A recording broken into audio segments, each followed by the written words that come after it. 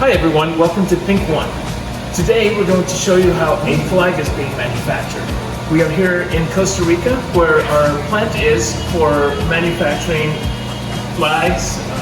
We've got uniforms, costumes, anything you can imagine.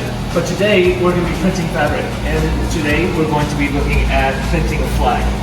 We are working on printing a flag for Mountain Ridge in Arizona in the USA. We will be printing here and manufacturing them and shipping them off to the schools. This week we are doing a promotion that is going to last until this week we're going to do a promotion that lasts until January 16th.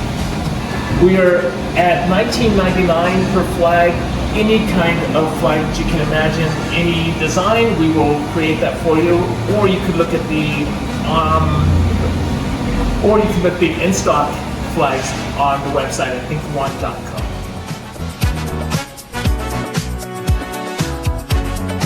Now we're at the cutting process. We just went from the printing to the heat press, and now we are here with Rosie, who is our lead seamstress, and she's cutting the flag and getting ready for it to be